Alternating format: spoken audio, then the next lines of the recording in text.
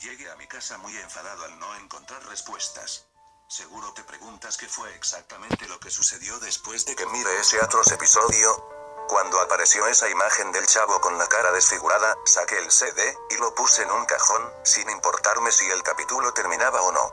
Por alguna razón, no quería contarle nada a mis padres, no lo sé, quizás simplemente quería olvidar lo que había visto, pero sabía que las cosas no se podían quedar así como si nada.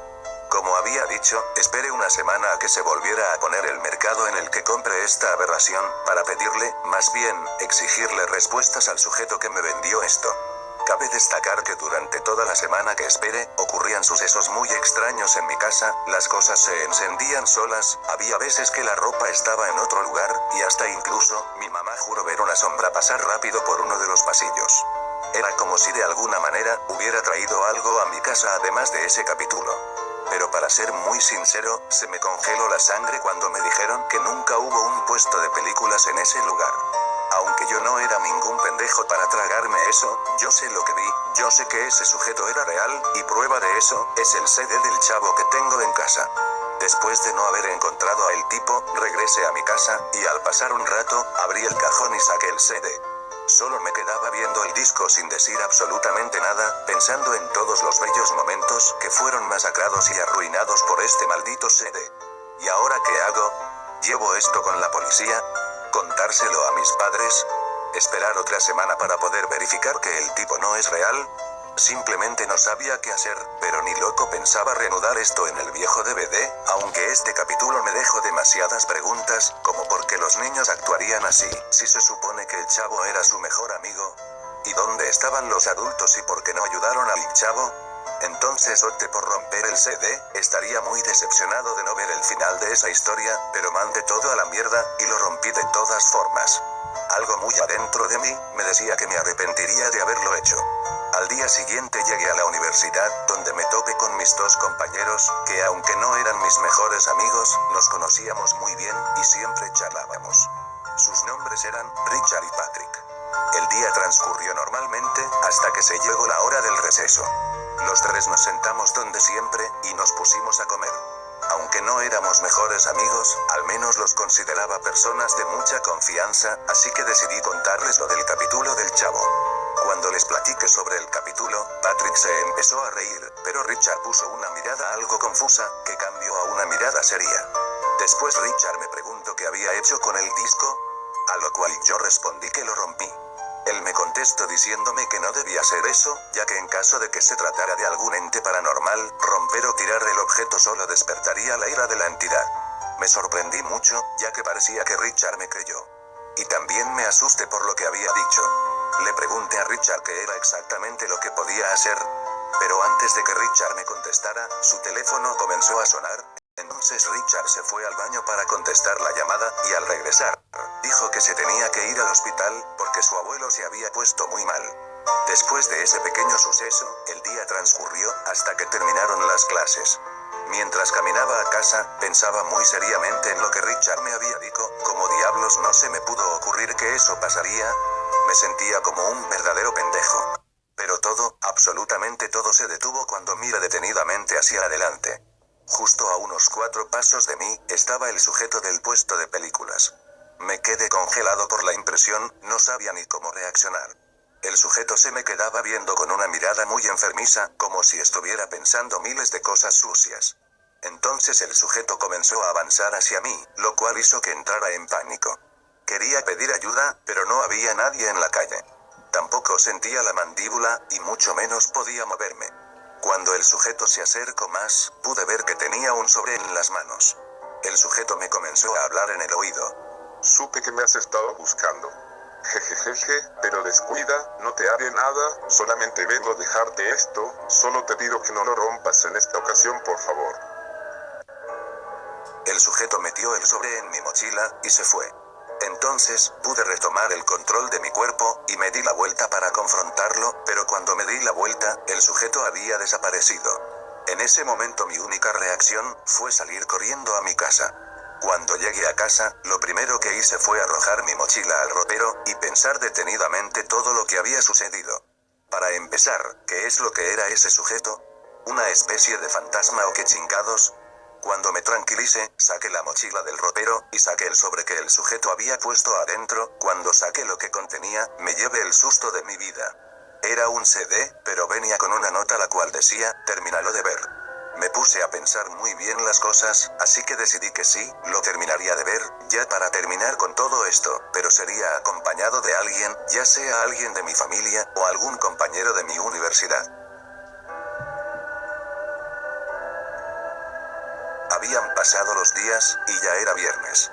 Pero este día, prácticamente terminaban las clases, y por suerte había pasado los exámenes finales con buena nota.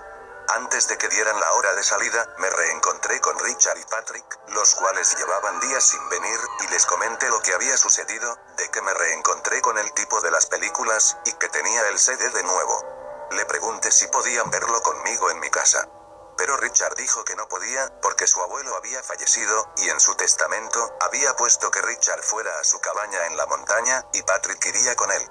Entonces Richard me tocó el hombro, y me dijo, que quizás la única manera de acabar con todo lo que estaba pasando, era acabar de ver el capítulo. Después sonó la campana de salida, así que, me despedí de Richard y de Patrick, y salí rumbo a mi casa. Mientras me dirigía a casa, me detuve un poco para mirar el cielo. El cielo estaba cubierto de nubes grises y negras, dándome a entender que se avecinaba una tormenta. Cuando llegué a casa, me fui directo a mi habitación, y saqué el CD.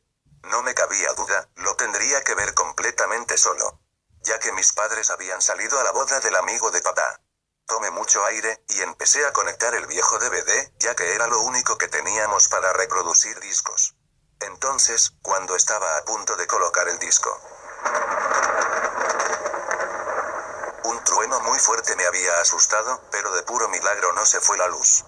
Así que, sin nada que perder, inicié el CD.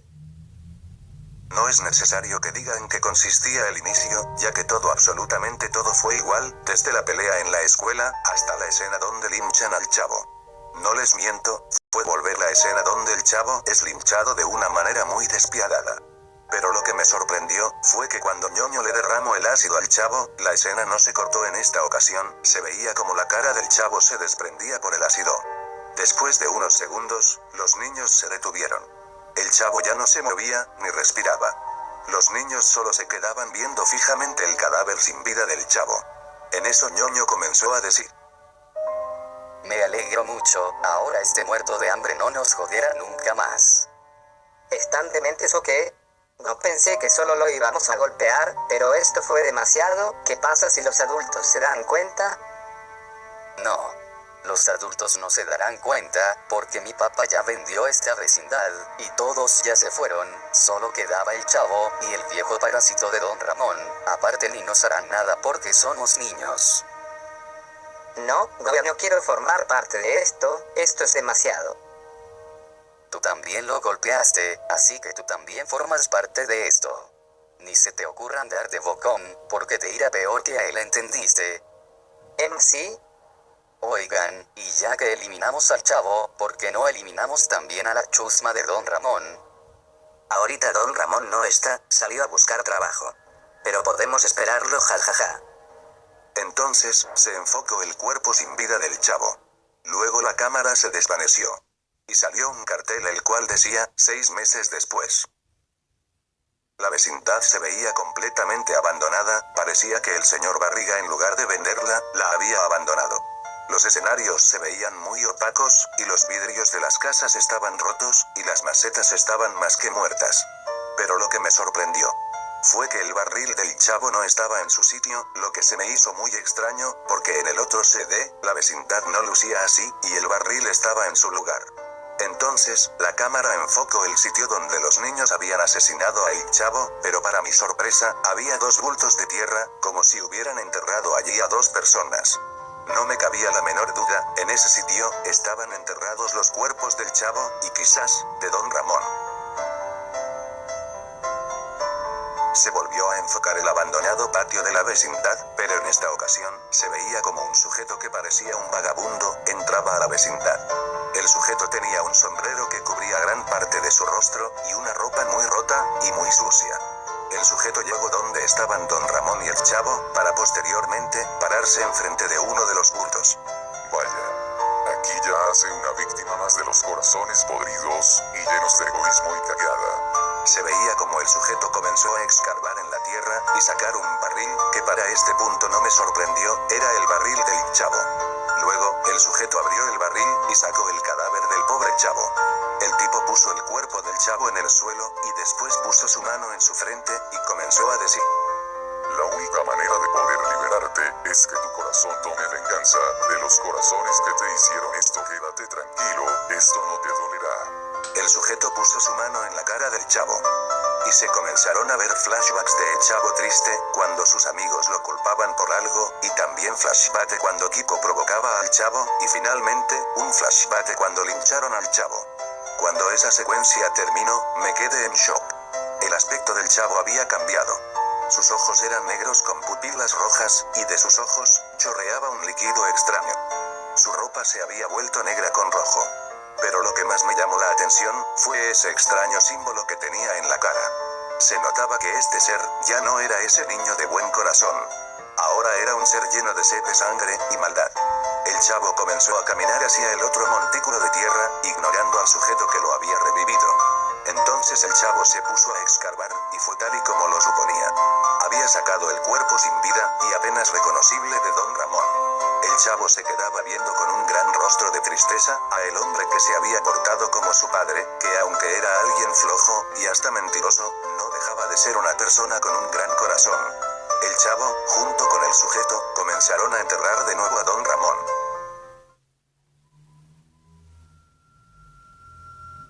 Luego, se enfocó un escenario completamente nuevo.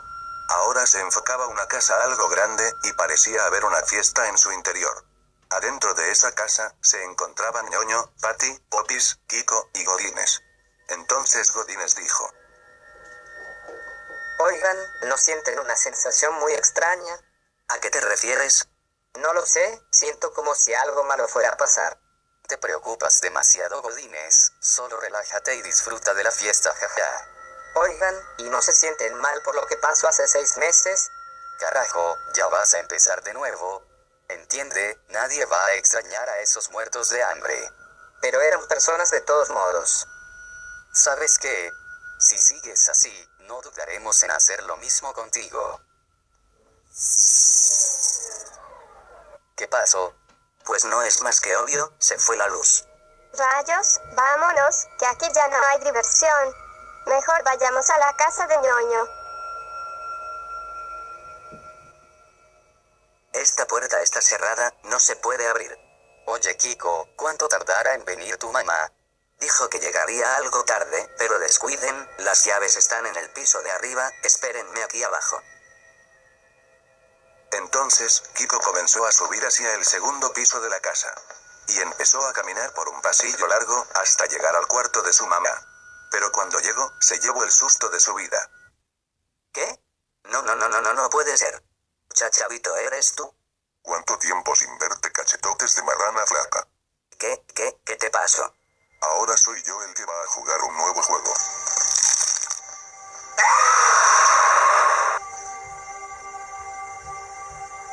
La cámara se volvió a enfocar a los niños, los cuales tenían caras de preocupación, debido a que Kiko ya se había demorado bastante. Entonces, Popis fue a buscar a Kiko. Kiko, esto no es gracioso. ¿Por qué te demoras tanto? No hubo respuesta, así que la Popis entró a una de las habitaciones. Solo para encontrar el cuerpo de Kiko, el cual tenía la piel pálida, y además sus ojos se habían tornado negros. No puede ser. ¿Qué pasó aquí? Pero cuando la Popis se dio la vuelta. Hola, Popis. ¿Qué crees? La reina Serafina quiere jugar un nuevo juego. El chavo sacó la muñeca de Popis. ¿De dónde la había conseguido? El chavo lanzó la muñeca directamente a la cabeza de la Popis, y para mi sorpresa, la muñeca cobró vida, y empezó a morder de una manera muy violenta la cabeza de la Popis. Popis empezó a gritar de dolor mientras intentaba quitarse la muñeca de la cabeza. mientras el chavo se iba lentamente de la habitación, con una mirada de satisfacción. Se volvió a enfocar la entrada, donde los niños estaban muy extrañados, y hasta incluso, creyendo que de seguro les estaban jugando una broma. Al parecer, no habían escuchado los gritos de dolor de la Popis, lo que me pareció muy extraño. Vamos, Kiko, ya salgan, no vamos a caer en su jueguito. Ñoño, no creo que sea una broma, esto no me está gustando para nada, debemos irnos de aquí. Mira, tú. Los dos habían sido interrumpidos por un sonido muy grotesco. Se dieron vuelta hacia Patty, y esta estaba tirada en el suelo, con la cabeza invertida. Detrás de ella. ¿Qué? ¿Cómo es posible? Pero Ñoño, en lugar de verse asustado, se veía muy molesto. No tengo idea de qué te pasó, o de qué eres, pero lo que sí sé, es que te voy a regresar a la maldita tumba. Ñoño salió corriendo a la cocina, y agarró un cuchillo, comenzando a amenazar al chavo, para que no se le acercara.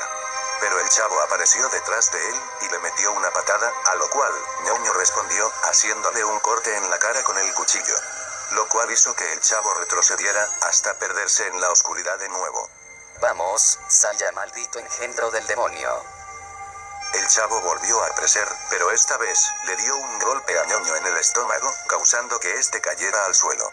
Pero después, con un movimiento rápido, Ñoño le encajó el cuchillo al chavo en el estómago, causando que el chavo cayera al suelo. Entonces Ñoño se puso encima de él, y empezó a decir: Bueno, chavito, parece que vas a regresar a la tumba, jajaja. No sé qué te pasó, y ni me interesa saberlo. ¿Sabes? Tu cara se ve algo sucia, parece que hay que limpiarla. Ñoño se fue al baño de la casa, y regresó con una botella de ácido.